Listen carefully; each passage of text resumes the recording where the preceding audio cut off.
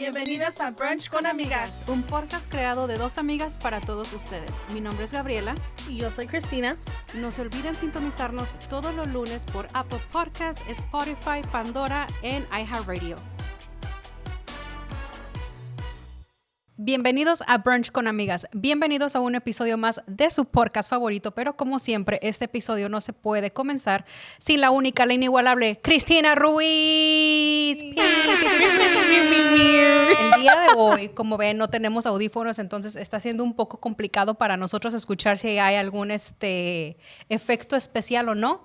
Pero pues eso no nos va a detener para que nosotros comenzamos este episodio con todo. Como algunos de ustedes ya saben, nos tomamos un tiempito de descanso, pero estamos de regreso y venimos con todo. Y pues, ¿comenzamos? Yeah. Ok, bueno, el día de hoy, yo traigo como siempre, ¿verdad? Que aquí mi libretita que nunca falte, porque pues a veces se me olvidan las cosas de... Importantes. Importantes. Pero escribí algo porque la persona que tenemos el día de hoy en el episodio creo que se merece esta introducción, esta presentación. Definitely. Y pues nos vamos ahora sí como hilo de media. Sí. Es todo. Ok. El día de hoy tenemos con nosotros a una invitada muy especial, una mujer que ha mostrado una gran valentía, una fortaleza y, como su nombre lo dice, una gracia increíble enfrentando una de las batallas más difíciles de la vida. El día de hoy nos sentimos sumamente bendecidas y agradecidas de que Grace comparta con nosotros su historia de vida y pues aquí la tienen, a Gracie. Muchas gracias. I love the introduction. So yes, my name is Gracie. Me llamo Gracie Belmontes, pero muchos me conocen por Gracie, que es más fácil decirlo. Y voy a hablar un poco de my journey, my cancer journey. And yeah, I'm here and I'm excited to be with you guys today. Gracie, well, I just want to thank you for taking the time. I know it's been hard. Y yo sé que han sido unas semanas muy difíciles, but I really want to thank you for taking the time and be with us today, sharing your journey. Y yo también escribí otro poquitito. So, Gracie es hija, es mamá, esposa, mamá de unos twin boys. Y también es graduada con un major en Biology de William Penn University. You get a girl. What'd you get Latina over here? I love it. Como muchos saben, pues el mes de octubre es el mes de Cancer Awareness, el cáncer de mama, y solamente les voy a dar un poquito de introducción como siempre lo hacemos. El mes de octubre es el mes de la concientización sobre el cáncer de mama, conocido como Octubre Rosa. Comenzó en octubre de 1985 como una campaña de una semana de la Sociedad Estadounidense contra el Cáncer y se amplió a un mes completo, que creo que para concientizar a las mujeres acerca del cáncer de mama no solamente necesitaríamos un mes, pero sino toda la vida, todo el año. Yeah. Las estadísticas también del National Breast Cancer Foundation en 2025 se estima que de 1 a cada 8 mujeres son diagnosticadas con cáncer de mama, dando un total de 316,950 nuevos casos solamente en el año del 2025. Oh my goodness. O sea, son estadísticas hasta el día de hoy. Creo que el update que hicieron fue para octubre 4 y siempre nos gusta traer un poco de información, no solamente de lo que nuestra invitada está pasando, pero traer un poco de concientización acerca de lo que se trata el mes de octubre. Amiga, can you give the number again? Sure. 300,000? Sí, solamente de lo que va del año de enero a octubre son 316,950 nuevos casos de cáncer de mama y en porcentaje de la población femenina en Estados Unidos es un 13%. Wow. Yes. So cáncer de mama, that also includes like men? También hay un porcentaje, no lo agarré porque estábamos hablando los hombres que hagan su podcast. It's about the ladies. Yeah. Pero hoy lo estábamos dedicando a Grace. Ahora sí, Grace, platícanos un poquito de quién eres, dónde naciste, qué es lo que haces. Okay. So, I was born and raised in Salinas. Lived here all my life, pretty much, up until I went to college. After high school, I went to Alice High School. I graduated. And then, Go Trojans. Woo! Yes, los Trojans. Y luego me fui a Evergreen Valley College in San Jose. Ahí estudié 2 años. And then I transferred to William Penn University because I got a scholarship through soccer. Wow. So that's why I went so far. I went out of state. And then Where is William Penn? in Iowa.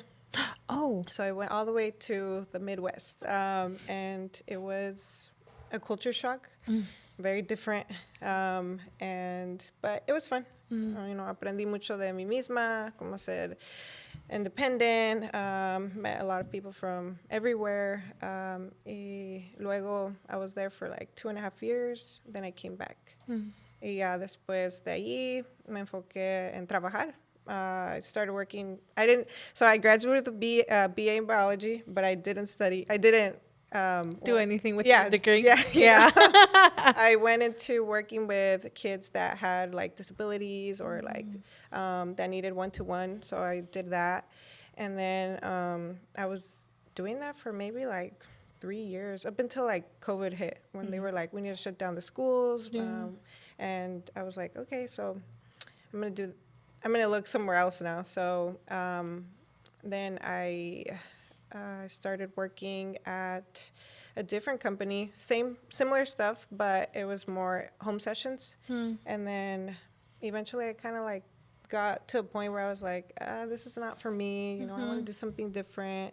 And at the time, I was like working out, very into fitness, that athlete still like in me after college. So I decided to start like a meal prep business. And then that's where my meal prep business started. And I'll talk about that some other time. But then I met somebody from... how did I meet him? I'm like thinking, because like people follow you on Instagram, and then you kind of form relationships, but you just don't know when they happen. So I met his name's Christian. I met him through Instagram, and then he actually said like, hey, we need a female trainer at the gym that I'm working at. Would you be like down to work over here? So I was like, sure. It's in Watsonville, so I was like, I have to drive over there.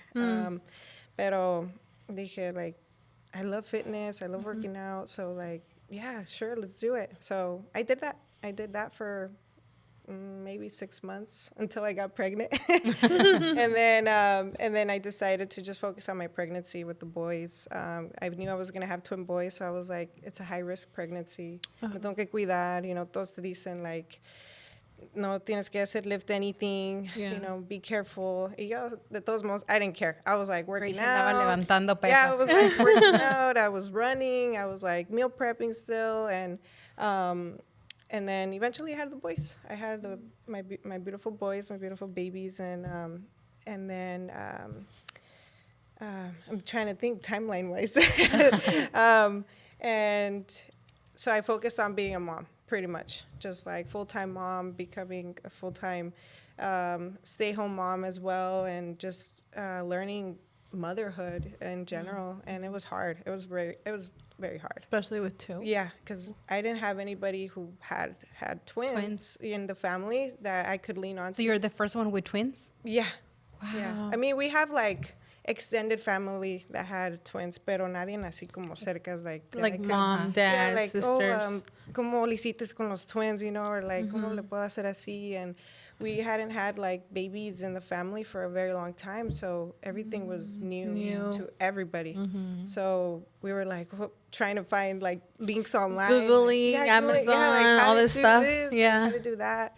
And then eventually we just kind of went with the flow and just learned. And then now they're 3 years old. Oh, wow. Now they're 3. And they're COVID babies. Oh, man. Oh, man. And it's been a journey with them, but I'm finally like, okay, like this is motherhood and I like it, because the first year it was just like an adjustment, right? Yeah, like a blur to me. And I look back and I'm like, and thank God that I took pictures, because like I don't know, like it was just like one thing after the next and just Like survival mode, would you say? Yeah, survival mode. And I'm sure that right now they're in an age like que todo es nuevo para ellos, todo uno puede mirar por los ojitos de ellos la inocencia, todo es a wow factor. Yeah. Wow. Yeah, so ahorita it's a fun stage. I like it. I mean, fun, but a veces like Challenging. Yeah, I'm like over here like Siéntate. give me a break. Yeah. Go to sleep. So after so then I mean I just focus on the kids and still my meal prep business and then now talking about like my breast cancer journey, how I got into how I found out. It was just like one day I was changing because we were going to do like a mommy and me photo session. And then I was fixing, like my top and I felt like a lump on my breast. Y hasta dije, is that normal? Like, was that there? And y estaba ahí like tocando y dije, no, like that doesn't seem right. Like, hasta le pregunté a mi mamá, le pregunté a mi partner también, like, ¿puedes sentir? Like, do you feel what I feel? Am I tripping? Yeah. Or You is this felt real? it, like under your breast? It was on the side of my breast. Uh-huh. And I was just like, yeah, this is not right. I don't know how long it's been there because I'm not one to be like touching my breasts and stuff like feeling that. yourself up and all that. Yeah. Yeah. I'm like, I have very small breasts, so I'm like, I'm not really like conscious about my breasts. But now it's crazy, but now I am. And so they told me like, that feels like a little too big. Like, it doesn't feel normal. Like, go get it checked. So, I'm not the one to be like going to the doctor or like, honestly, I hardly go to the doctor. I hardly get sick. So, yo nunca estoy like, oh, wait al ER unless I'm like literally dying. I'm going for my physical every year, right? And you know what? Now that you're saying that, it's well, not funny, but I think that it's very important to mention this, but 47% de mujeres pospone o aplaza los servicios médicos preventivos, ya sea para el cáncer de mama, para hacerse un pap smear, todo lo que necesita. Se me hizo un porcentaje muy, muy alto, Grande, especialmente porque uno cree, estando en Estados Unidos, la medicina está más avanzada, uno quiere saber más de cómo se encuentra uno, y se me hizo un porcentaje demasiado alto. Well, I'm going to be transparent. Like, yo no sé nada. ¿No te autoexploras? O sea, no que te autoexplores sexualmente, Cristina. No. Pero que te autoexplores. But like, I was trying to process. Sorry. Tu carita. I'm like, Ya te auto-explore.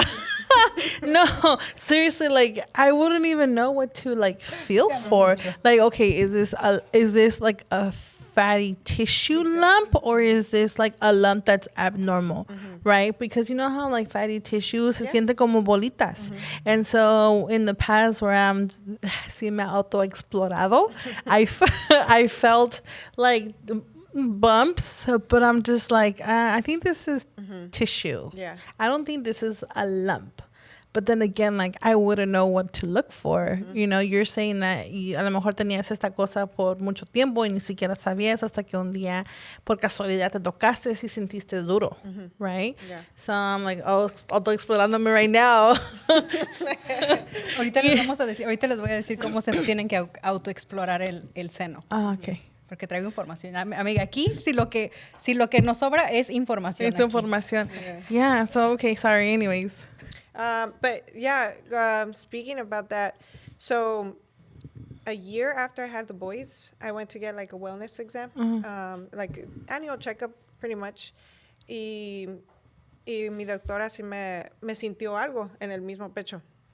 And, pero yo nunca me sentí nada. So I went for an ultrasound, and then they told me, oh, it's like probably old like milk from breastfeeding because I breastfed the Como un boys. clog. Yeah, like a clog. Y yo dije, okay, whatever. You know, like, yo nada que ver. They had no urgency to check it out. So, ya dijeron, we ruled it out. There's nothing. Okay. But then now, so recently when I found out after getting an ultrasound, me dijeron, you know, we think it might have been the same one from like 2.5 years ago. When you checked When it I out. checked it out the first time. But they're like, we just don't know. So, and I was like, okay, well. Pues ya que ya estamos aquí. Yeah. So yeah, I mean, I don't want to go all in detail, but yeah, I went for the ultrasound. Yeah, the ultrasound, ahí te dicen, like, if they find suspicious findings or no findings, ahí te apuntan en un paper, and if they find suspicious findings, they schedule biopsy. Y ya cuando me dijeron, they're like, so we're going to do a biopsy, and this is how it is. You know, it's like a needle. It goes in there, it takes out the sample of the masses, and then you get, like, your results in 7 days. Y yo dije, okay. ¿Te anestesian el área o solamente No, so the anesthesia, they put, like, numbing cream y todo eso. Some like, lidocaine or something like that. yeah. And it's, like, it's pretty quick. Like, the process, like, pretty quick que te lo hacen. Just the waiting también. Just kind of like... The 7 days, I'm sure, felt like an eternity. It did, yeah. So, me dijeron, like, okay, we'll call you. Si te llamamos, si te decimos, like, tienes que venir en persona, es algo serio. Oh, man. Y si te decimos ahí over the phone, like, no es nada. Y yo dije, okay. So, hopeful, estábamos rezando, todos praying. Y yo dije, like, it's nothing. Like, because breast cancer, like, doesn't run in the family. Like, there's nobody in my family that has breast cancer. So, I was like, I always thought breast cancer was, like, passed down by family members, by your genes, mom, you know? So yo decía, like, no, it can't be breast cancer. Like, I was even, like, Googling my symptoms and everything. Y yo, the first one que decía era breast cancer. Yo dije, no, there's no way. I just thought maybe a cyst. Que me lo van a tener que sacar. That's what I thought. So before you felt the mass, did you have any, like, symptoms? Yes. I had really bad nipple pain. Oh. And, like, discharge. Pero the nipple pain, yo pensaba que it was just maybe from working out, my sports bra, or just no más. Like, yo dije, like, I don't know. From like, exercising or something like that? I just didn't think anything of it. Pero sí me dolía, like, it was like a It stabbing was more like pain. tenderness or It was like it was pain? It was pain. It was like somebody was stabbing como con un cuchito, like my your nipple. Yeah. Was it something that was every day, that it was like sporadically? Sporadically, like it would kind of come and go. And then there was days que sí me dolía like demasiado que I would have to take like Tylenol. But even then I was like, nah, you know, like in denial. Oh, like, go away. Yeah. My body will heal it. Yeah. Oh, man. So after they called you with the results, like, you know, ¿cómo fue ese proceso para ti? So cuando me dijeron, me llamaron, me dijeron like, can you come in this day? And so they called me like on a Monday, and they're like, can you come Tuesday? We have your results. Yeah. And I was like, oh, shoot. Because they already told you, right? If it was something serious, pues me tenían.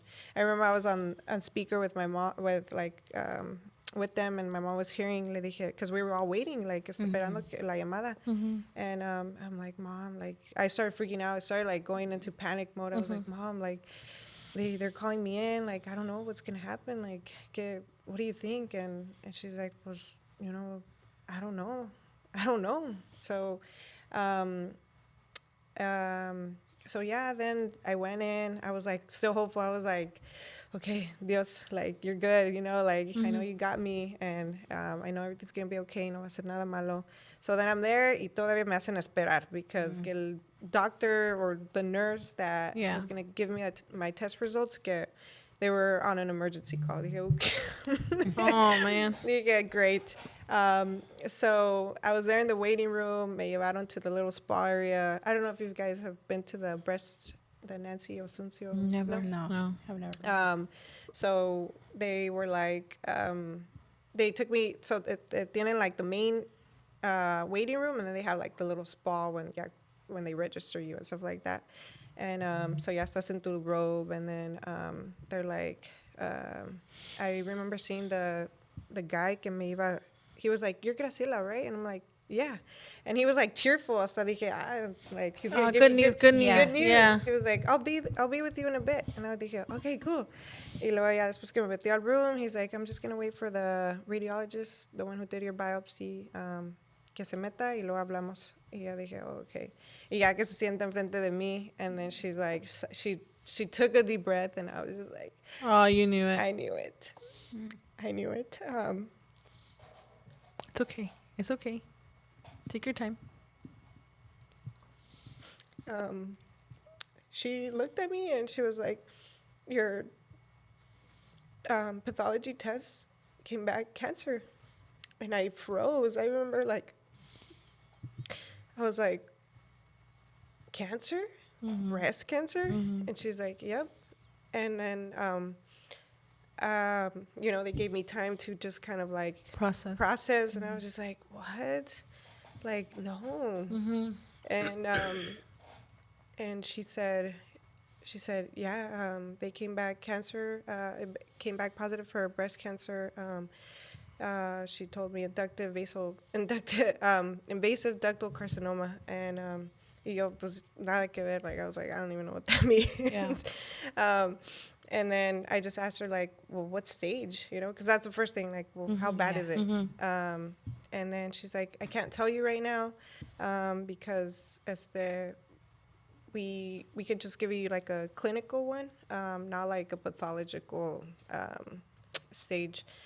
She's like, but it's grade 2, so it means it's growing, but not fast growing. And she's like, but based on the size of your tumors, because I have two. Pues, one was like 4 centimeters, and the other one was like 2 centimeters. Mm-hmm. So she's like, we don't know if it's the same cancer, or because se pueden hacer en dos diferentes cancers. So I was like, there was a lot of information. I was just like, okay. Yeah. So they're like, me dijeron my next steps. They had pretty much, ya todo ready for me. Like appointments, MRIs, a PET scan, meeting with my radiologist, the radiation doctor, surgeon también. So it was a lot. I remember the guy que me estaba, the RN, me dijo, like, no te preocupes. Like, he was talking to me in Spanish. He's like, todo va a estar bien, you know, like, you're not going to die if that's what you're thinking. I was like, I'm not thinking about death. I'm just thinking, like, why do I have cancer? Yeah, you know? yes. Like, Yeah. how? And then he's like, maybe you have a gene. He's like, we do genetic testing, so they did the genetic testing. He's like, if they come back and saying, like a bunch of different genes they test for, but specifically like se llama the BRCA genes that are tied to breast cancer. And then he's like, if you have those two, you have higher risk of getting breast cancer. And then he's like, but we also look for these. So yeah, I came back positive for the BRCA genes, and then I also had like a mutation, an ATM mutation. I don't know, but so my genes just, I don't know, one day mutated, I guess, and we're like, let's give this girl breast cancer. I don't know. Who was with you when you were getting the news? I was by myself. I went by myself because my partner was working, and then my parents had gone on a trip. And so everybody's just waiting for me to call them. And and honestly, when they told me and they had me waiting again, they're like, okay, we gave you this, just wait, because they were going to do a mammogram after telling me all these crazy stuff. They're like, wait in the waiting room and we'll call you so you can do a mammogram, because it's needed now. No me lo querían hacer because they didn't think it was necessary. Because you're 30 years old and typically they don't do mammograms on 30-year-old women. Correct. Yeah. So I feel that should change. Yeah. To prevent, like, you know, cancer. Because I remember, amiga, when I was younger, yo pienso que tenía como 12 años y fue de las primeras veces que tuve mi periodo y me salió una bola debajo de la axila y me hicieron un mamograma, pero solamente pues para mirar que todo estuviera bien. Al último dijeron que era una bolita de grasa. But I feel that nowadays debería de ser... At Juan Avila Photography, we specialize in capturing decisive headshots and portraits that tell your unique story. Serving Salinas, Monterey County, and beyond, our high-quality images reflect your professionalism and authenticity. Whether for corporate teams, executives, or personal branding, let us elevate your image with headshots tailored to your needs. Book your session today. Preventative. The thing is, amiga, from what I understand is if the doctors order the mammogram, there has to be a medical concern or finding behind it. You can't just go to the doctor and say, hey, I want a mammogram as a preventative measure because of insurance purposes. Like the insurance won't cover a preventative mammogram. They won't do it. Pero amiga, yo creo que los casos, o sea, que los doctores, que la medicina, no solamente los doctores, pero yo siento que si la medicina está mirando que tantos casos han avanzado en un año o en las estadísticas que hacen yearly, They should provide it. no debería de ser algo que lo hicieran antes de que se marcara el tiempo, porque creo que son de 40 en adelante, ¿no? Para poder hacer un mamograma. Or 50, right? Debería de ser, no sé. Less. Para mí, o sea, mirando las estadísticas, amiga, para mí sería, si yo fuera médico, yo diría, ¿sabes qué?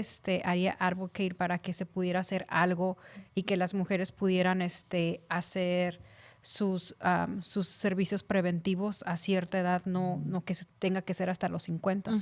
Yeah. It's all about insurance. It's all about money. It's all about making money. El sistema médico está un poco quebrado. Oh, for sure. Like a lot. Sorry. Anyways. I'm so sad that you had to receive that news by yourself. Yeah. I just think that I was so hopeful. I was like, I didn't need anybody there because I was like, everything's going to be fine. So, yo dije no va a ser nada. Y ya cuando salí de ahí dije, man, I didn't even want to call my mom because she was like in Mexico. I didn't want to call my partner because he was at work. And, pero ahí estaban like, ¿qué pasó? Yeah. Like, what happened? Yeah, when I text them, they were like, no. Yeah. Everybody was shocked.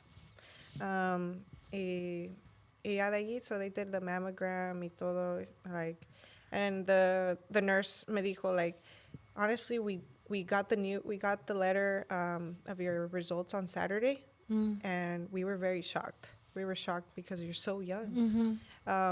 He's like, and we were like, should we, like, when do we tell her? Like, they're like, we were. What do you mean? I'm like, what do you mean? When do we tell her? Sábado. Yeah, like, dijo, no sabíamos cómo decirte, like, we knew it was going to break your heart. And I was like, yeah. Y es que me imagino que para ellos, o sea, fue también un shock, o sea, porque eres una mujer deportista, te alimentas súper bien, te ejercitas, estás súper joven. Y, o sea, me imagino que también para ellos no fue nada fácil poderte comunicar esa información. Yeah. O sea, de que que hayan tenido como la duda de cómo es que le decimos, eso la va a romper. ¿Cómo es que le hacemos? O sea, habla también de una humanidad de ellos, pero al mismo tiempo, o sea, si yo hubiera sido desde ese mismo sábado que ya sabía. Yeah. I'm like, or mail me my results, or something. But I was like, yeah, it was a lot to process that day. Me salí de ahí, like, sintiéndome, like, vacía, like in denial, like, no, yo no tengo cáncer. Like, I was like, nah. And hasta que I started going to the appointments. Me mandaron al MRI. I got the MRI. Y ya de ahí I was still, like, unsure. Like, I was like, is this right? And then when I met with the surgeon, que me explicó, like, possible either mastectomy, a full double mastectomy, or lumpectomy. Double mastectomy, that's when you cut off your both of your breasts, right? Yeah. What about the other one? The lumpectomy, it's only like the lump que te quitan. Okay. And then double mastectomy is both breasts, mastectomy just one. Do you decide, o es el doctor quien es el que decide qué es lo mejor que es para ti? So, él, como lo hizo ver, él decide. So, como más o menos, like, como me dijo que mi breast está medio chiquito, like size. Le dije, I know. He's like, it would look like a mastectomy, like a full mastectomy, because where the masses are, like how much I would remove, it would look like I took your breast out. So he's like, it could look like that. He's like, but then ya después there's a reconstruction. So that's something we talk about later. Let's say, but yeah, me explicó poquito. Like he's like, we'll meet again after you're done with chemo. So so one thing after finding out I had breast cancer was like, am I gonna do chemotherapy? Because I had read stories because some women don't do chemotherapy, or they do the pill, or they do surgery or radiation, you know, all these things. Y yo dije, okay, like I want to avoid chemo as much as possible because I've heard what it does to your body, and I was like, I don't want to go through that. Y luego I met with my oncologist. She's the one who decides whether chemotherapy or not. And then she's like, we're waiting on the PET scan to see how much the cancer has grown, how big the cancer, how much, if it spread anywhere. It didn't spread anywhere, thank God. And she's like, so it's just contained, but she's like, chemotherapy is still the option. And I told her, like, my mom was there too, también. She was advocating for me. She's like, is there another way? Like, can we get a second opinion? She's like, yeah, I can refer you to another doctor, but she's like, I'm going to be honest, they're going to tell you the same thing, and it's just going to delay the process. She's like, if you want to go to Stanford, you can, but just know that it's going to take a while for the referral to get there, the processing, getting seen, to schedule you, and then you would have to drive to your appointments over there. I looked at my mom, like, no, like, I have met people now that I found out that I have breast cancer, like breast cancer survivors who have gone through the Salinas Valley Health, and they're survivors, and they're thriving right now. So I'm like, I'm just going to go with these doctors. Like, they know what they're doing. Ya cuando me dijo, like, okay, you're going to start on August 21st is your first one. And it's every 3 weeks. So at first cuando me dijo, what? Every 3 weeks? What? y dijo, you're going to do 6 cycles every 3 weeks. Y luego, then it's targeted therapy after. 6 cycles every 3 weeks? So 6 rounds of chemotherapy. Every 6 weeks. ¿Nos puedes explicar un poquito cómo es que es el proceso desde que comenzaste tu quimioterapia?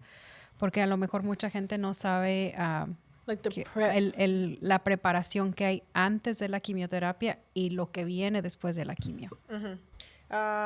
So, como, like, los pensamientos, or like... That too. Todo. That too. El podcast es para ti, Gracie. Okay.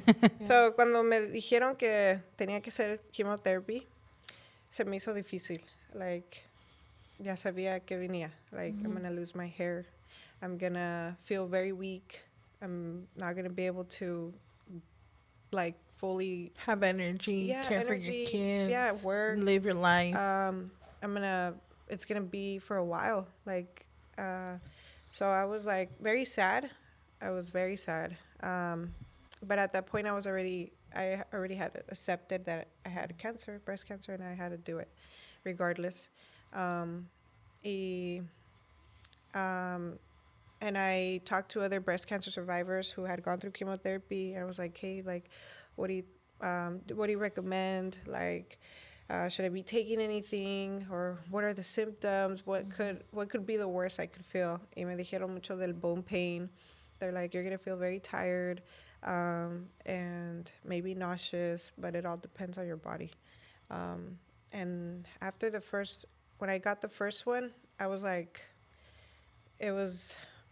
I think I was there for like 5.5 hours at the infusion center, because cada treatment's like an hour. And I was very hopeful that day. I was like, okay,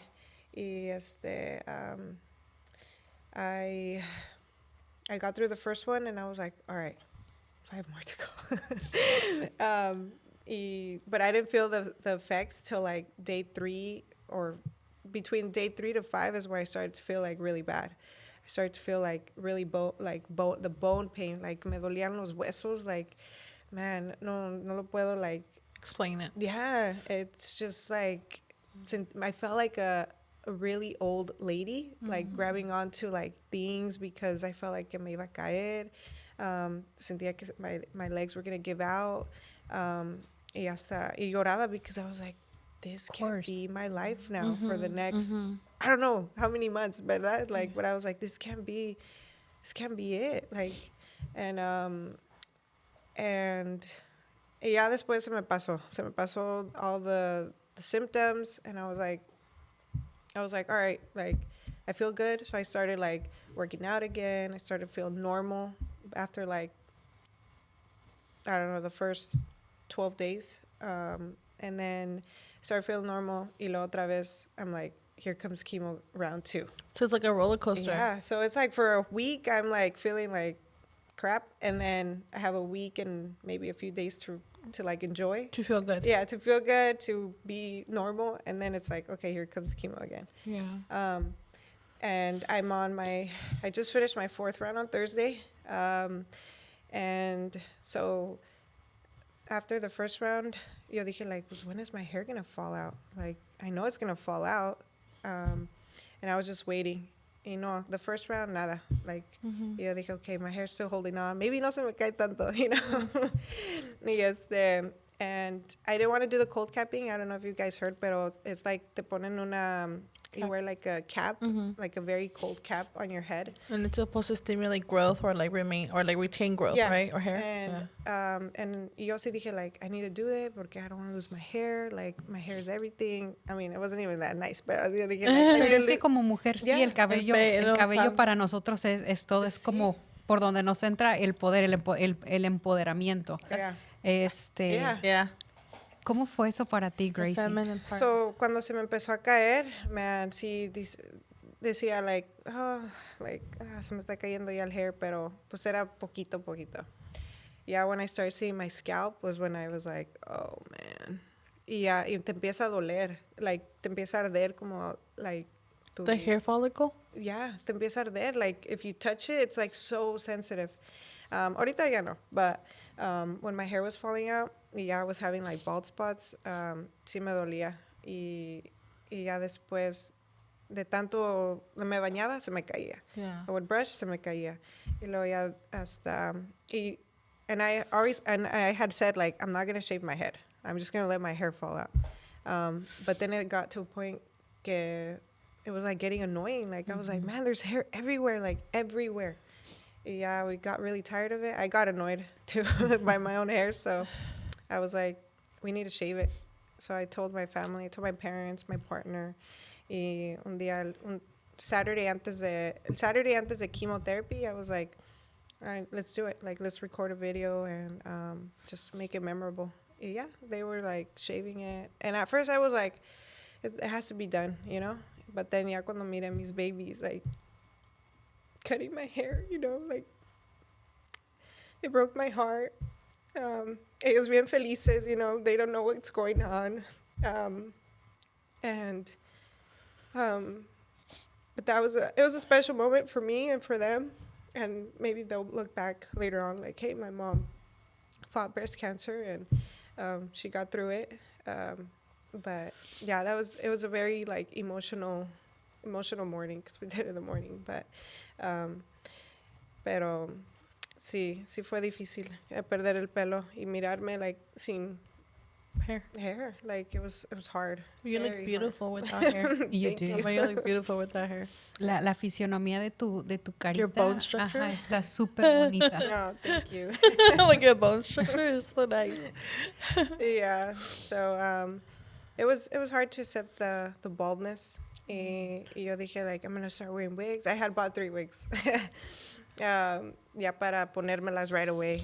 And honestly, I didn't get the hang of the wigs. Still don't. Like, me las pongo, but with the hat because no se mira, like, you know, the like hair. Natural. Yeah. Or I just don't know how to put them on, so I'm just like, I guess see. So yeah, I've learned to embrace, like, my baldness. Ahorita pues está frío, so I'm, like, wearing a beanie and stuff like that. But that was the hard part. Like losing my hair, I think was the hardest part. Has been the hardest part besides the chemotherapy. And the chemotherapy, I would say so far the hardest one has been round 2.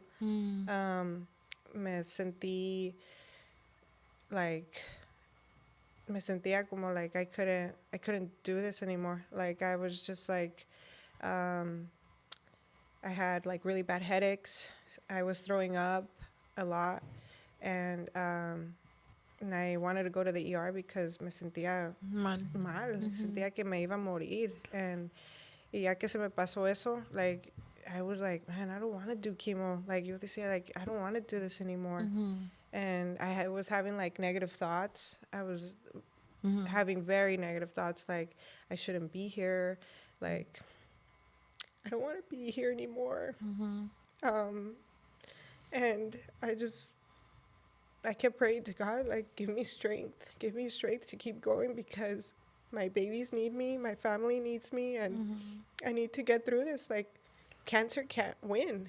And y gracias a Dios, you know, I thank the Lord, because he's got me through the deepest like holes. Like right now, like I feel, I mean, I'm crying right now, but I feel at peace. Like going through the journey, like I feel like it's talking about it has helped me cope, has helped me like heal some parts as I'm going through the journey.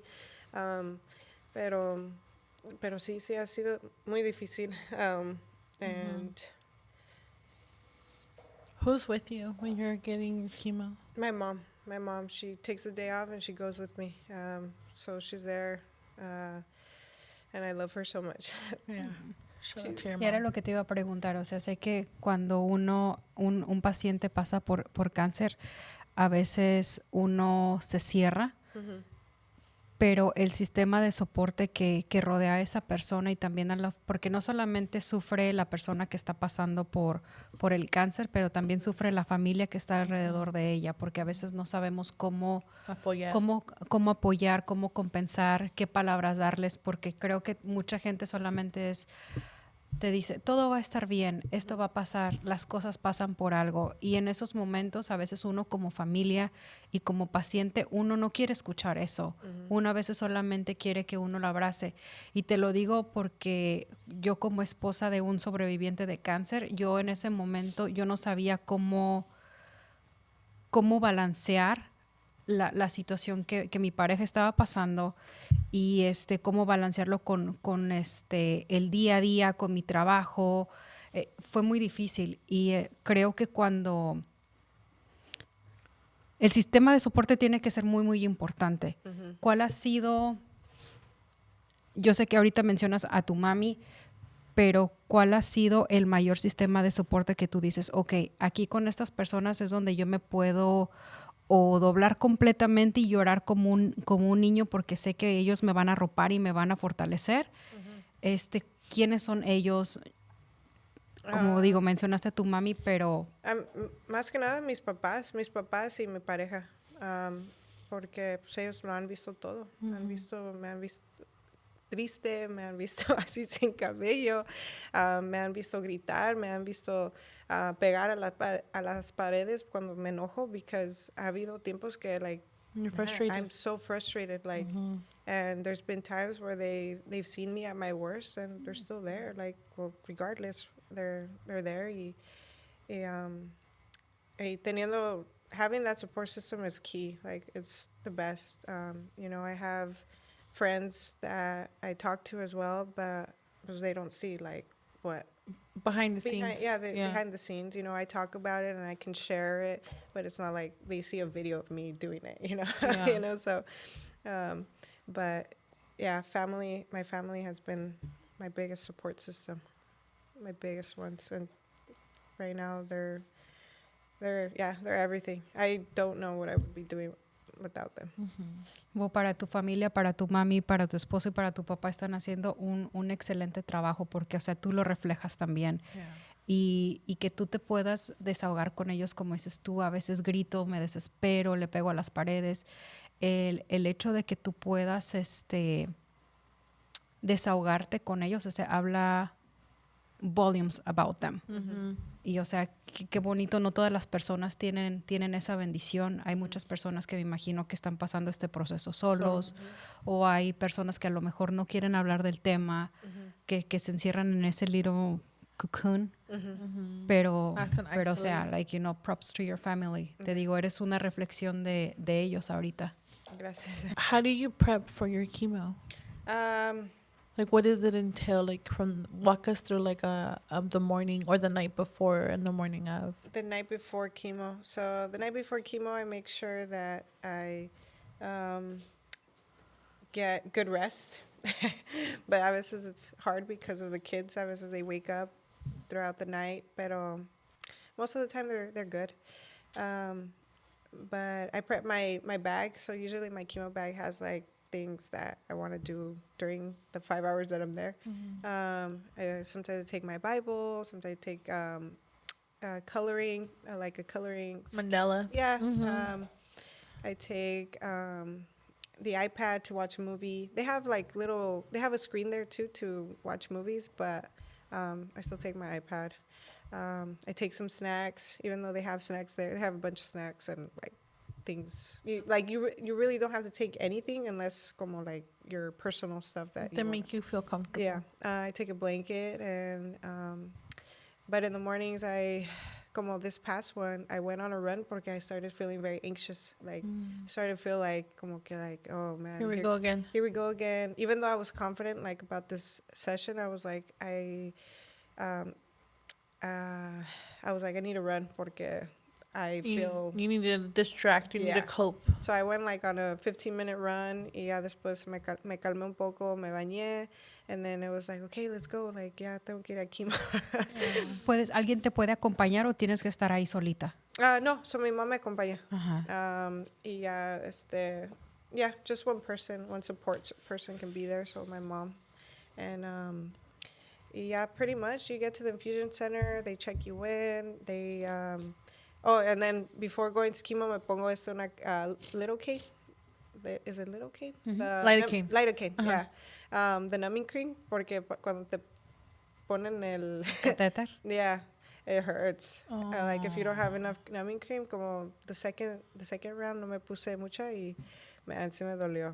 I mean, I don't like needles. Yeah. Do they put the catheter every time you go to chemo, o es algo que ya tienes ahí? So ya tengo el port. So ya tengo el port here. Y ya nomás you don't have to show us. They have, they put the needle que te va a dar the treatment. Yeah. I see. So, yeah. And then when I got the port in too, so I got the port in 2 weeks before my first chemo session. And that was it's like a mini surgery. Like you're like kind of awake, but you can still, nomás te hacen numb, like, this area. So that was, like, painful too. I was like, man, that hurt. Yeah. I saw in your stories que no eres muy fan de los needles. Yeah, I don't like needles. ¿Cómo te va con eso? It's hard, so por eso me pongo numbing cream, like mucha. Slather on. Yeah, I'm like, it's like dripping y todo, but I'm like, I don't want to feel any pain. And, but I'm getting used to the needles because every week, every Tuesday before chemo, me sacan blood para chequear, like, how my white blood cells, my red blood, like, if there's your counts. Yeah, all that. So antes no miraba, like, cuando me picaban, pero ahora sí I'm, like, looking at him, like, yeah. I don't like needles. Like, I go to Quest Diagnostics and for blood work, and I'm just like, just do it. And I'm, like, legit, like, crying. And the lady that's getting my blood, she's looking at me like, are you okay? Have you ever passed out from, like, a, you know? And I'm like, si me sigue enseñando, sí, cálmese. I'm like, just ignore me. Yeah, so I don't know how you do it, Gracie. You're so brave. Yeah, thank you. How does it feel, or what do you feel or think when you look at that port? I see. I feel like healing. Okay, like that's my a positive approach to it. Yeah. At first I was like, man, like, ya me dejaron una cicatriz. It looks all ugly. I've seen other ones and they look all nice. You know, I was like comparing my port to others. And I'm like, and now I'm like, that's where I'm healing from. That's your lifeline right yeah. now. Yep. So I see it as a positive thing, and yeah. You had sorry, I have all these questions. I know, me too. Llorando. Me too. Jesus, guys, when we got here, I told Gracie I was gonna cry. I was not gonna be able to stop myself from not crying.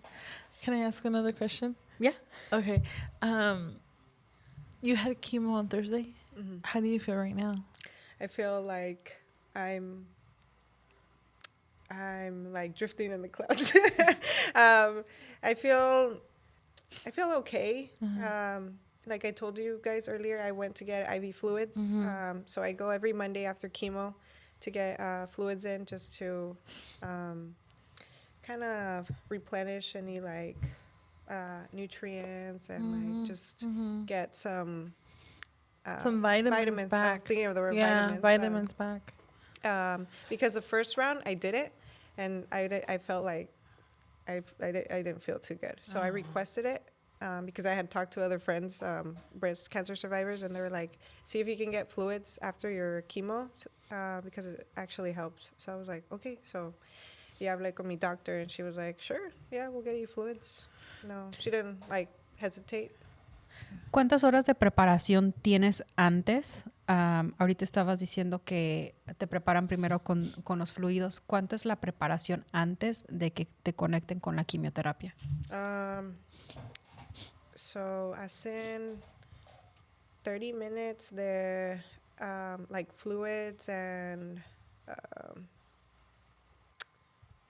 pre-meds, so like Benadryl, like anti-nausea medicines, así.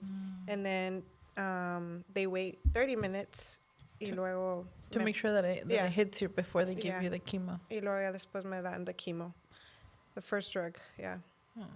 So, and actually, como ahorita en the order que me lo están haciendo, me dan the targeted therapy, which is because my cancer is hormone positive. Because I didn't know there was like different types of breast cancer. Does that mean that it can grow? So my hormones were feeding my tumors. Yeah. So that's crazy. Yeah, because there's like triple negative. There's just the ER positive, negative. There's like a bunch of different ones. So that's something that I kind of had to learn as I'm going through this. And so yeah, my hormones were feeding your tumors. My tumors. So they pretty much block. Se llama blocker. Like hormone blockers? Hormone blockers are the first two que me dan, the chemotherapy. And then after those two are done, they do like a 30-minute wait. Y luego me dan the chemo. The chemo, like the drug that attacks the cancer specifically. Do you feel it? Because I remember cuando José estaba pasando por quimio, él decía like a veces que la sentía like going through his body. Do you feel it actually like going through your body? Sometimes I feel, I do feel it como like kind of going in and then like kind of just spreading like all over. Yeah. There's times where I feel it, but then there's times that I don't. Yeah. It's called intravenous. Yeah. Intravenous? I'll go see. Yeah. Which is so which is the fastest way to get a drug into your system, and not just like drugs, but like medication. Medication. Yeah, and it hits your system a lot faster. Yeah. Yo tengo una pregunta. How do you keep hope alive even in the darkest moments? That's a good question. I look at my boys. My boys are my hope. And just, I have like this visualization of myself after chemo, after everything, ringing the bell, and having the boys there, having my family, and just ringing the bell and just being done with chemotherapy. And I think leaning more than anything to God. It's just, God's been really good.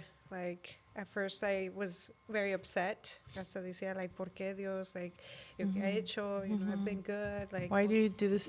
Why do you do this to me? Yes. Yeah. And now I'm like, I'm like, you're. Engaging video content can drive your business forward. We specialize in creating professional corporate videos and commercials tailored to your brand. Collaborative ideas help display your vision. Let's elevate your business today. LC1 Productions, crafting stories that matter. You brought me to this journey for a reason. I'm still going through it, so I don't know exactly what your purpose is, but just guide me. Like I was like, just guide me and walk with me, and if there's days that I might fall, that I might again question you, pero déjame saber que estás tú conmigo. And the times que me has sentido like que no puedo, like honestly, like I feel like a sense of like, I don't know, like a peace when I really pray and deep prayer. Me siento like at peace. Yeah. And I'm like, okay. When I'm going through a hard time, I experience the same prayer. But I talk to God. I'm like, I'm mad at Jesus for putting me in this situation. Like, yo me enojo poquito. Like, Diosito, no sé por qué hizo esto. Pero I trust in you, and I trust in your process and your vision and what you have for me. And I relinquish control and power over the situation. And in you, I trust. Yeah. And it's como un prayer, amiga, que como cuando lo dices, no sé, I don't know about you, Gracie, but when I say it, like I just feel like a weight is lifted from my shoulders. No, like literally lifted from my shoulders. Like, Diosito, yo no voy a cargar esto ya. Like, está en tus manos, y lo que tú digas, lo que tú hagas, lo que sea tu voluntad, yo estoy bien, porque I'm going to be with you and you're going to be with me. Es difícil, amiga. O sea, para hacer eso, creo que tenemos que estar en un nivel espiritual, no alto, pero consciente, porque es difícil. O sea, no me puedo poner en tus zapatos, Gracie, porque me imagino que ha de ser algo muy, muy duro. De aceptación que te está pasando a ti, sabiendo que hay tanta gente fuera que es mala, que tiene mal corazón y andan como si nada, ¿no? O sea, el momento de negación, no me puedo poner en tus zapatos. Simplemente soy empática porque he estado cerca de una persona que pasó por lo mismo, no cáncer de mama, pero un sobreviviente de cáncer. Y uno sí se enoja, amiga, y para tener esas conversaciones y esas oraciones con Dios, o sea, esa conexión de decir, ok, que se haga tu voluntad, aquí estoy. No estoy entendiendo qué es lo que me quieres decir ahorita. ¿Qué es lo que me quieres enseñar? Pero, o sea, el nivel de madurez emocional tiene que estar ahí, espiritual. O sea, me quito el sombrero ante ti, Grace. En serio, la verdad. Do your parents have support systems? No. Like my dad is very, he doesn't express his emotions. He's very like, I'm okay, yo estoy bien, like, vas a estar bien, Pero I know, like, behind doors, when he talks to my mom, like, he breaks down. Or in the shower, where no one sees him. And, and I'm the only child, so I'm their only baby too, so... Do you have a support system outside of your family members, like cancer survivor? Yeah, so I've met, sharing my journey, I've met a lot of women here locally in the area. I actually meet some at the infusion center, and we chat like online and stuff like that. Yeah.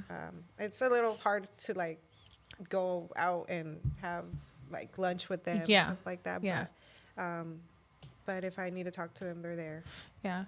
The reason I asked is because when Gabby was the support system to Jose, I would ask Gabby, how are you? Like, I know Jose is going through this. I know that it's not easy. But you're his rock, you're his support system. How are you? Yeah. I shut down, amiga. En mucha gente. Yeah. Mucha gente obviamente no podía comprender lo que yo estaba pasando, pero yo nunca había pasado por algo así en mi familia, nunca nadie había estado enfermo de esa magnitud. Y yo me cerré, amiga, o sea, no sabía cómo. Yo creo que yo me identifico un poco con tu papá porque yo no sabía cómo expresarlo y cómo decir que no sabía cómo ayudarlo y que era desesperante mirarlo estar en dolor y no poder hacer nada por él, o que un día se despertara y no se pudiera bañar o estuviera débil. Para mí era muy difícil poder expresar eso y yo me cerré completamente. Te miraba en survival mode. Te miraba like, I can't process emotion right now. I have to be here present for Jose and what he needs. I was, amiga, y mi trabajo era mi zona era mi escape. Yeah. Ahí era donde yo me podía sentir normal, yo me podía sentir activa, yo me podía sentir Gaby. Tu cerebro por horas. desconectaba con lo que estaba pasando en tu casa. Yo llegaba al trabajo y ahí era Gaby la que atendía, la que ayudaba, la que llegaba y hacía contabilidad. O sea, ese era como dices tú, I was in survival mode. Yeah. Wow. Yeah. I saw it from an outsider's perspective, ¿verdad? Y pues I was able to pick up on some of the cues that Gabby, like I never asked Jose, how are you feeling? I never asked him. I always asked Gabby because I didn't want to put Jose in that situation to remind him that he already feels crappy and he's going through this difficult situation. Yeah. Pero siempre le preguntaba a Gabby, how's Jose? ¿Cómo lo ves? ¿Cómo está? And she would tell me, she would keep me in the loop. I know. Yeah, Cancer, it's hard. Yeah, and like it doesn't affect like just the person who's going. It affects everybody in the circle. So in different ways, and so yeah. I mean, I you talking about your work being like your escape. That's how my dad is, and my mom too. But like their work is their distraction, and I know there's times where my dad, I see him, he se distrae como hacer like cosas in the house so that he's not either thinking about it. His coping skill. Yeah, those are his way to cope, and it's just maybe how he was raised. So, what's your coping skill? I have different ways to cope. Like for example, talking about this, being open, sharing my journey. Because at first, I remember my mom telling me, she's like, I don't want you to share your journey. And I was like, but I share mostly, not everything about, not like what I do throughout the day, but I do share online my life pretty much. Yeah. So I was like, why? And she's like, it's because, people, like, I don't know, ¿qué van a decir? And then I told her, like, I'll share when I'm ready.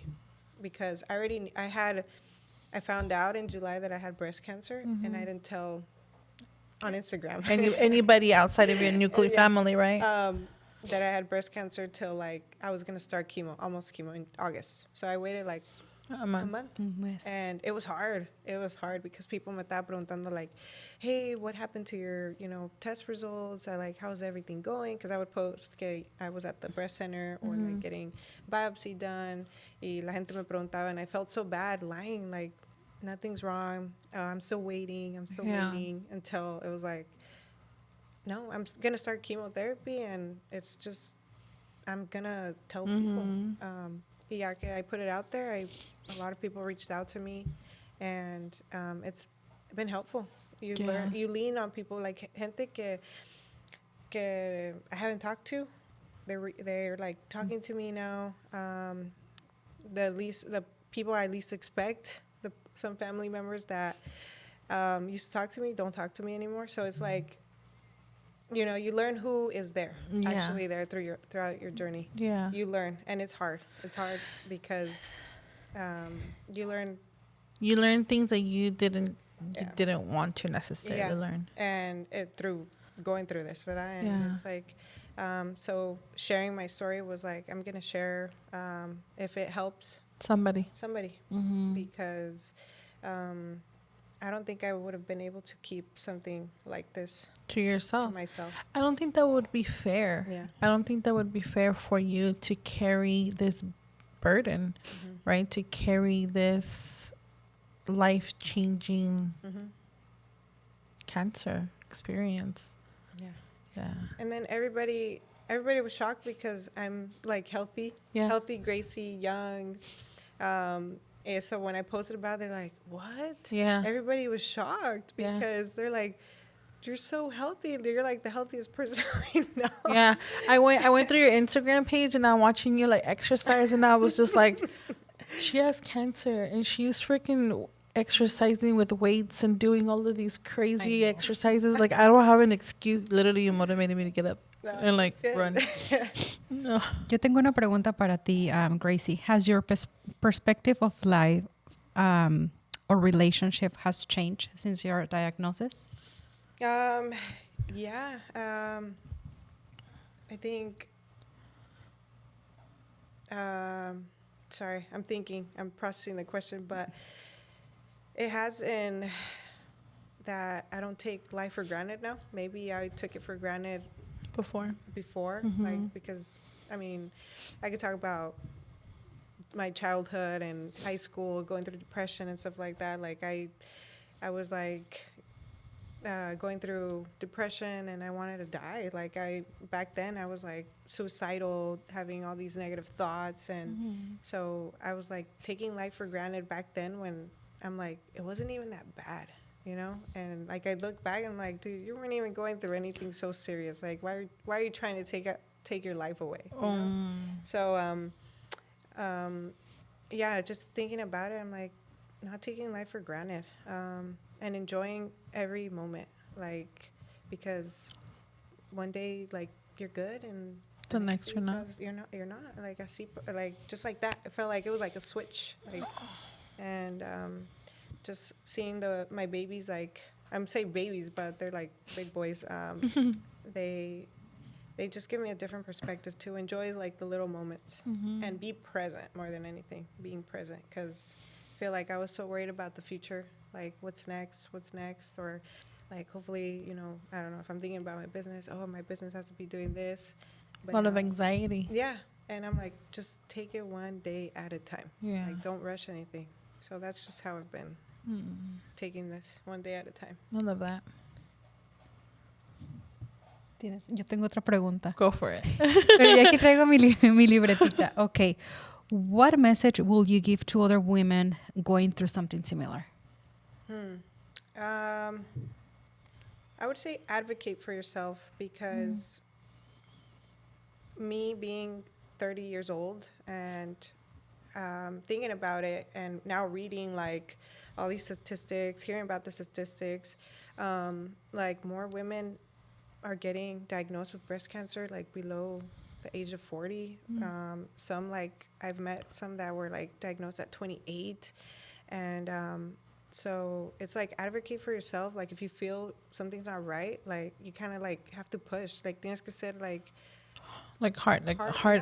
hard ass about it. And honestly, there's like, if you look online at the National Breast Cancer Foundation, I believe that's the website, they have like free screenings, like to get mammograms and stuff like that if you feel like you're at high risk, or if you feel like any lumps, any different changes in your breast. But I think just being aware and like advocating for yourself, because doctors can be like, oh, I mean, it's nothing. You shouldn't. You probably don't have breast cancer. And downplaying it, right? Yeah. Like it's called. I think it's callousness. It's like where they detach they detach and they don't see a patient as a human being per se. They see them as. Do you remember what Natalie said? Like, I don't remember right now, amiga. Oh man, it said like that person expired. Like, they don't personalize it. They lo utilizan, tienen un término, sí, okay, ya me acordé. Tienen como un término, pero no lo, como un número más. It's like a dehumanization para que separen la persona con lo que le pasó. Yeah. So it's like they dehumanize in a sense. Yeah. If that makes sense. Like they just say it así como nomás por decirlo. Okay, no, like, it's fine. No, don't worry about it. Like, it's probably no pasa nada. Unless it's serious and like, you know, your X, Y, and Z, then we can look at it. But right now, then it's fine. Yeah. Like, Sí, I don't agree with that, because es como les estaba diciendo al inicio, yo siento que con todas estas estadísticas que tenemos, o sea, en número, no es algo que la gente se está inventando, o sea, es literalmente the National Breast Cancer Foundation. Tienen números, o sea, y no es un número de 20 personas, de 10 personas, estamos hablando de miles de personas, cientos de personas que están pasando por lo mismo. Over 250,000. Ajá, y creo que deberían de quitar como ese de hasta que tengas 50, hasta que tengas 40. Like, no, se supone que estamos tratando de vivir más Preventative, tiempo, right? de prevenirlo, de tener una buena calidad de vida como mujeres, porque obviamente el cuerpo de nosotras pasa por muchísimas cosas. Está por la perimenopausia, la menopausia, breast cancer, el cáncer cérvico. O sea, son muchísimas cosas y para que nos pongan así como en una estadística de, no, hasta que tengas 50. Hasta que tengas 40 te podemos That's ver. when we really see it. Yeah. That's when we'll test for it. Si pudieras describir este journey que estás pasando en una sola palabra, ¿qué sería?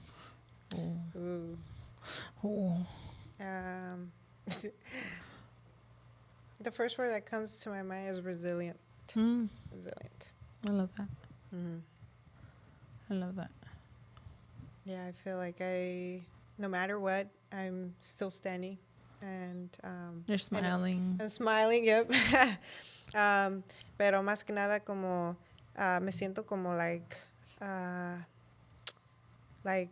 siento como fuerte, como invincible a veces. Like I'm like, oh yes, like cancer has nothing on me, you know. Like, and I just kind of see it like that, like like I don't know, can we cuss or no? You can do whatever you want. Like, fuck cancer. You know? like kind of like that. Like, fuck cancer, and like you're not gonna take my life away. You know? So, resilient for sure. Definitivamente. Amiga, ¿tienes más cosas que quieras añadir? That right now. Tengo varias, las tengo escritas, pero se me va, se viene, se me va, se me viene. How am I gonna read it all? Este journey, se me está saliendo el moco, perdón. He estado llorando, pero así como que yo la quito de bajito. Ahí le cortan, por favor. Este journey que has pasado, Gracie, ¿qué es lo que has aprendido de ti? Aparte de tu resiliencia, de tu fortaleza, de esa gracia que aunque estés pasando por los peores momentos, sigues irradiando. Porque yo te miro y miro una Gracie saludable. You're glowing. You're glowing. You're glowing. ¿Qué te ha enseñado una experiencia? Porque no es una experiencia. Este journey. Me ha enseñado cómo hacer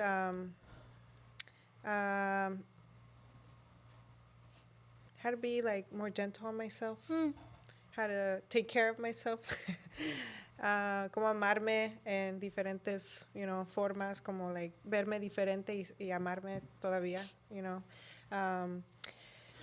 because I thought losing my hair was just gonna like break me completely, to the point que I would be like, man. You're stronger emotionally, mentally than what you thought you were. Yeah, and and physically. So it's taught me to be gentle on myself a lot, how to take care of myself and how to love myself more than anything through this journey. Esa es otra de mis siguientes preguntas. ¿Ha cambiado la definición para ti de belleza ahora que perdiste tu pelo, que estás pasando por este proceso? ¿Ha cambiado eso en ti? Un poquito sí. Pues es like I don't get to do my hair, so it's like but no me molesta, no me molesta no hacerme el pelo, ya me acostumbré a andar así con una beanie o con una cachucha, y maquillaje, siento que just my skin, I feel like my skin changed too, going through chemo. I don't know, a veces the first round I did get como muchos granitos. I got an acne rash. Y yo dije, oh, great. Chemo me quitó el pelo, me está saliendo. También los granitos. Dije, no, I can't get a break, right? Yeah. yeah, now I feel like my skin's like more glowy. It looks really And nice. so I'm like, Yeah. oh, I like my skin now. So yeah, maybe chemo's doing me good right now. Yeah. I mean, as bad as it sounds, right? Like it's Yeah. killing what's harming you. Yeah, it is. Do they test like how the chemo is affecting the tumor? Do they? So after I do my 6 rounds, so till December, she said, so December 11th would be my last chemo, see, God willing. And then she said after that we schedule an MRI. Yeah, we see how the cancer has shrunk, how the tumor's pues, and then she's like, maybe in January you get surgery. And I was like, oh, okay. Like, what would be the surgery for? To remove the tumors, like the part that's left over. Because dice que se quita, like It dies, dies. but it's still there. It's still there. Oh, To remove the mass, yeah. oh, I didn't know that. Yo tengo otra pregunta. Oh, yes. Si pudieras hablar con la Gracie de antes de que te diagnosticaran, ¿qué le dirías a esa Gracie? Oh.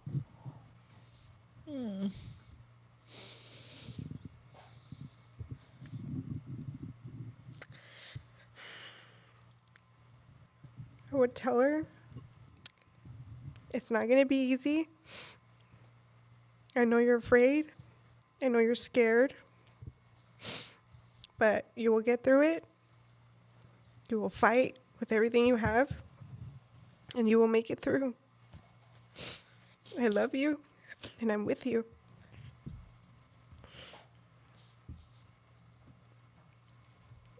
Man, you got me with that question. Creo que todos estamos igual. I was not ready for that one. I'm sorry. Pero sí creo que hay un antes y un después. Y a la Gracie que yo miro ahorita, tengo el placer de conocerte en el ámbito empresarial, porque así fue que te conocimos, nos preparabas nuestros meal preps. Yeah. Pero yo miro una Gracie fuerte, yo miro una Gracie determinada, miro una Gracie resiliente. ¿Qué es decir resiliente y en inglés y en español al mismo tiempo? Miro una Gracie resiliente, miro una Gracie con determinación de que va a completar. Yo miro en tu social media, Gracie, que todo lo que comienzas lo terminas. Lo he mirado con tu journey físico, alimenticio, y yo sé que como estás comenzando este journey, yo sé que lo vas a terminar. Y sé que vamos a ser de las personas que vamos a estar ahí para cuando toques la campana y aplaudirte. Y yo sí te quiero agradecer por haberte tomado el tiempo. Yo sé que estas semanas han sido muy pesadas para ti. Y te quiero agradecer por tomarte el tiempo de compartir no solamente con nosotros, pero con toda la audiencia que nos sigue.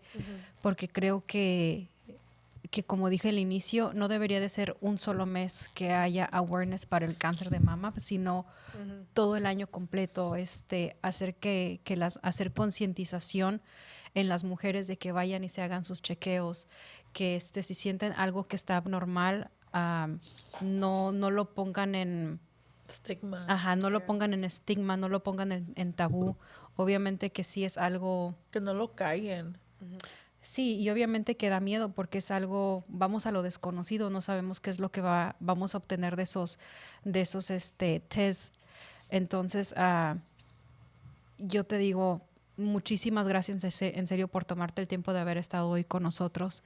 Me encantaría y te hago la invitación para que vuelvas a estar con nosotros en otro episodio y nos hables acerca de de Gracie como empresaria, porque sabemos que tienes tu negocio también de meal preps y me encantaría que toda la gente conociera también esa historia, esa parte de ti, porque ahorita es solamente un pedacito. Sí. Y yo sé que a lo mejor se siente como un tropiezo, pero yo sé que nosotros vamos a estar ahí contigo y toda la gente que te está siguiendo en social media, tu familia, tus amigos, tus amigas, van a estar ahí para el día que tú toques la campana. Y y pues no sé qué más quieras agregar, amiga. Ay, sorry. Yeah, well, muchas gracias por tenerme aquí, por invitarme. Me dio gusto compartir mi historia. Yeah, just thank you very much for having me. Thank you.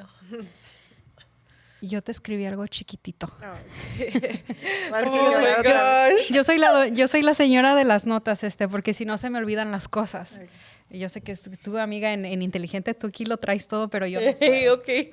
Y es parte del agradecimiento que te quiero dar de parte de Brunch con Amigas y de todo nuestro equipo que hace posible nuestros episodios. Pero Gracie, te quiero dar las gracias por abrir tu corazón, compartir con nosotros tu historia, y quiero también darte mérito a tu valentía, que nos recuerda que incluso en los momentos más difíciles siempre hay fuerza, siempre hay esperanza y siempre hay amor. A quienes nos escuchan, si tú o alguien que amas y está pasando por algo similar, recordar que no estamos solas. Recordar que hay una comunidad que nos apoya y que tu historia obviamente también aporta a toda la gente que nos está escuchando. Que sigamos creando conciencia, apoyando la detección temprana y celebrando a todas las guerreras que nos inspiran a vivir con gratitud y con fe. Con cariño, Gracie, tus amigas de Brunch con Amigas. Muchas gracias. Thank you so much. Thank you so much. Antes de que terminemos el episodio, también los quiero invitar al evento que se está haciendo por parte de How. How es una institución que se dedica a ayudar no solamente a las mujeres con cáncer, también a los hombres que están pasando con cáncer, a sus familias. El 11 de noviembre va a ser el último evento que How tiene para apoyar a Gracie. Vamos a estarle poniendo todos los detalles en nuestro Instagram. También les vamos a estar poniendo, no alcanzamos, pero también les vamos a estar poniendo información de cómo hacerse la autoexploración para que ustedes puedan ayudar y detectar a tiempo qué es lo que está pasando con nuestro cuerpo. A veces con nuestras hormonas, pues obviamente pasamos por muchos cambios, y no sé por qué me sigo porque es breast cancer. Pero vamos a estar poniendo toda la información acerca del evento de How. Verónica es la presidenta de ahí, es una de mis mejores amigas. Y vamos a estar ahí para apoyarte. Vamos a estarles poniendo toda la información a nuestros sponsors, a Juan Ávila, LC1 Productions. Muchísimas gracias por hacer que hayamos regresado y que este episodio se convierta en realidad. A toda la gente que pues nos había estado esperando, estamos de regreso. Amiga, ¿algo más que quieras añadir? Me siento como en el primer podcast. No, Gracie, I just want to say you're a badass. Thank you. And Thank you. and sometimes, when we're going through difficult times, like we have to remind ourselves, I'm a badass, I got this. You know what? You're a badass bitch and you got this. Like momentum, right? Momentum, because this is part of your story. And it's not your life.